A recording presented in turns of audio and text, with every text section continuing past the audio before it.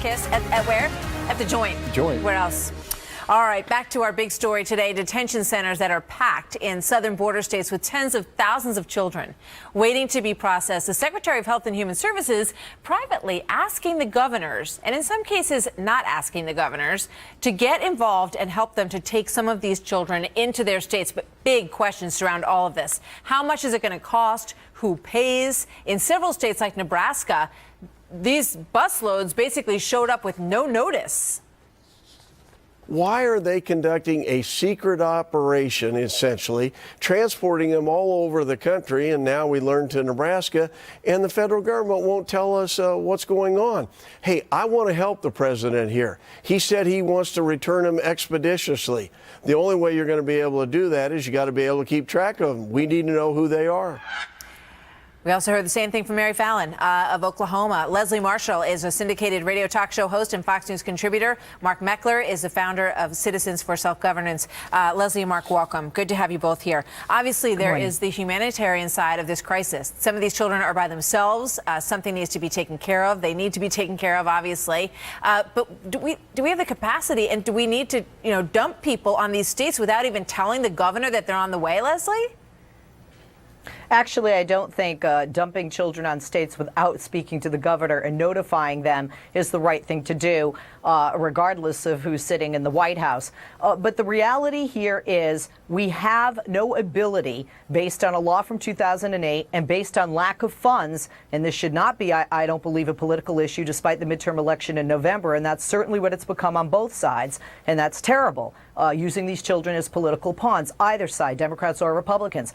Bottom line, we have to put these children somewhere. I do feel they should be tracked. I do feel the immigration status of the family members they're placed with should be found out. And I do feel the governor should be notified. But we have a solution to this, which is turn them around and deport them quicker. And currently, with the 2008 legislation and lack of funding, we can't do that. All right. So changing the legislation is one thing that can be done. Mark, Glenn Beck says that he's losing subscribers because he is saying that these children need to be taken care of. He's bringing truckloads of supplies down there to take care of them. What is the most important urgent need here as you see it? Well, I think the most important urgent need is for America to have rule of law. We have open borders. Any society with completely open borders like this literally is no longer a sovereign country. We need to seal the borders. We need to deal with that. Leslie and I are largely in agreement here. The governor should be notified. It's an unfair burden on the states. And when we talk about this 2008 law, I find it really interesting. The president easily disobeys any law he feels like disobeying. He issues executive orders to change a multitude of laws. This one, somehow he just must follow. The reality is we could change that law very easily. He doesn't have to include it with a funding package. He could just propose a change to the law. Congress could pass that quickly and easily if the political will existed to do it. You're not the first person who has said that here. Leslie, why doesn't he do that? Well, first of all, Mark, I love your confidence that Congress, who can't get anything done and doesn't agree with anything that the president ever puts forth, would take place. A. B, you guys are really angry with him. As a matter of fact, I think there's a lawsuit against him for the number of executive orders he has signed. And C, if you're talking about cost, it does cost to deport these children. And that's a cost as well. Do we have the funds to do that? Hey, put the National Guard on the border. But Leslie, I don't have a problem with that. But that doesn't address the children that we have here now. Issue, okay? The president, these governors are saying, look, you can't just, this problem was not created by us. You can't put all these kids on buses and send them up to their families and friends and whoever they can find them with without checking their immigration status before they get here. And you really think then you're going to round them up and send them back? It's completely unrealistic to think that these states and cities can absorb all of these children into the process. And it doesn't feel like anybody is in charge saying, look, here's how it's going to work. First, we're going to shut the border. Then we're going to deal with these children who are here. Mark, I mean, there's so many questions, and it doesn't feel like there's a lot of answers coming from Washington, D.C.